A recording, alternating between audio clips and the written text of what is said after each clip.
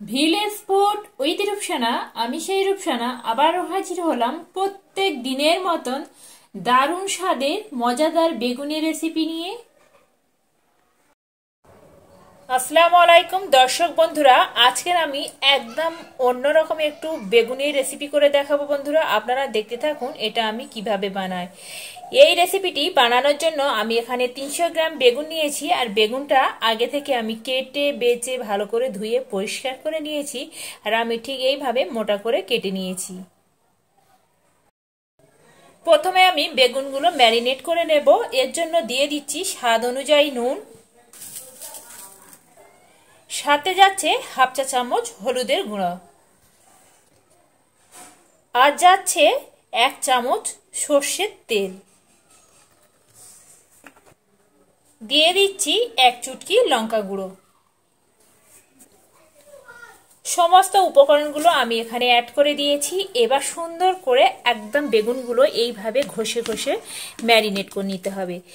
এই ভাজাতে একটু তেল দিলে খেতে বেশ ভালো লাগে, আর বেগুনগুলো খাওয়ার সময় একটা নতুন ধরনের একটু টেস্ট পাওয়া যায়। এইভাবে হলেও আমার মতন করে এই বেগুন ভাজা রেসিপিটা একবার বানিয়ে দেখতে পারেন। খেলে বন্ধুরা খুব অসাধারণ হয়। এইভাবে করে ঘষে ঘষে আমি সুন্দর করে সবকটা বেগুনের মধ্যে এইভাবে মশলাগুলো ম্যারিনেট করে নেব। বেগুনগুলো আমি সুন্দর করে একটু সময় নিয়ে সুন্দর করে একদম ঘষে ঘষে ম্যারিনেট করে নিয়েছি। বেগুনগুলো ভাজার জন্য আগে থেকে কড়া তেল গরম হতে দিয়েছি। তেলটা গরম হয়ে গেছে। এবার সেই ম্যারিনেট করা বেগুনগুলো আমি তেলের মধ্যে একটা একটা করে দিয়ে বেগুনগুলো সুন্দর করে ভেজে নেব।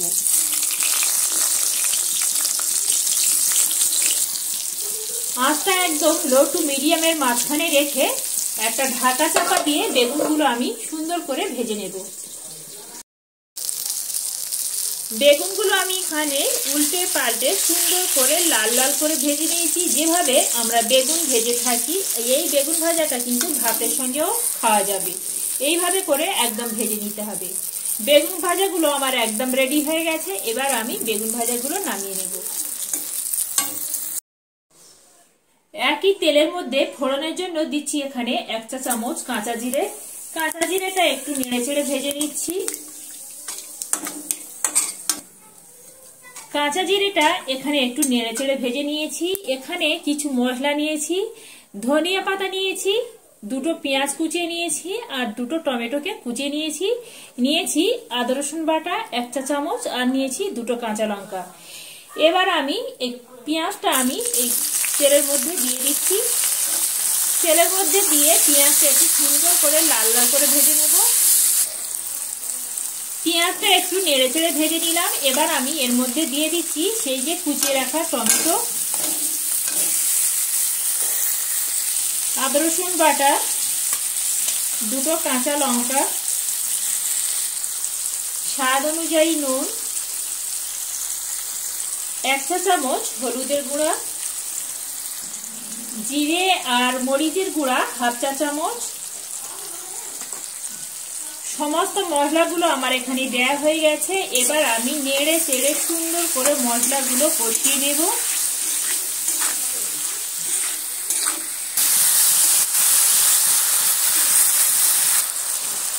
মশলাগুলো আমি দিয়ে টমেটোটাও দিয়ে সুন্দর করে কষিয়ে নিয়েছি, আর টমেটোগুলো নরম হয়ে গেছে, আর কড়া থেকে তেলও ছেড়ে দিয়েছে। এখানে এবার আমি যোগ করব অল্প একটু পানি।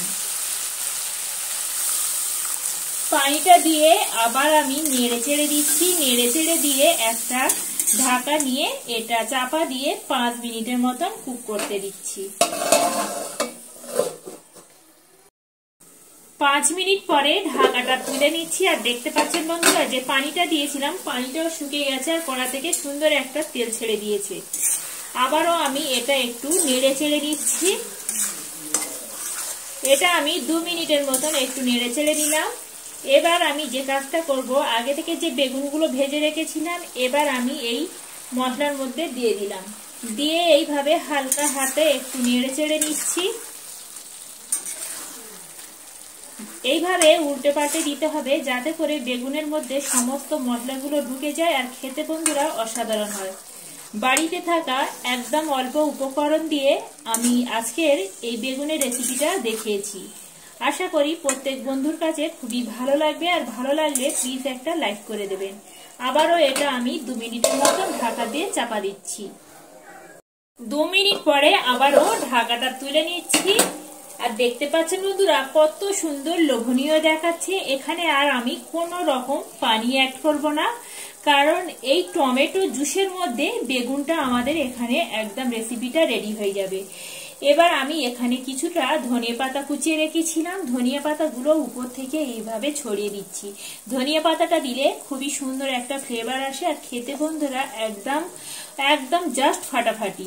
এটা দুপুরে গরম গরম ভাতের সঙ্গে খুবই ভালো লাগে, এটা রুটি পরোটার সঙ্গে খেতেও খুবই ভালো লাগে বন্ধুরা। এইভাবে হলেও আমার মতন করে এই বেগুনের রেসিপিটা একবার বানিয়ে দেখতে পারেন, খেতে বন্ধুরা একদম অসাধারণ হয়। ধনিয়া পাতাটা দিয়ে আবারও আমি একটু নেড়ে চেড়ে দিলাম, নেড়ে চেড়ে দিয়ে আরো 2 মিনিটের মতো আবারও ঢাকা দিয়ে দিচ্ছি। 2 মিনিট পরে আবারও ঢাকাটা তুলে নিচ্ছি। আর দেখতে পাচ্ছেন বন্ধুরা এখানে দারুণ স্বাদের বেগুনের রেসিপিটা একদম রেডি হয়ে গেছে। হাতে একদম কম সময় থাকলে আমার মতন করে এইভাবে কিন্তু একদম অল্প সময়ে এই বেগুনের রেসিপিটা একদম তৈরি করে নিতে পারেন, খেতে বন্ধুরা একদম অসাধারণ হয়। বন্ধুরা আমার এই বেগুনের রেসিপিটি যদি ভালো লেগে থাকে বন্ধুরা একটা লাইক করে দেবেন।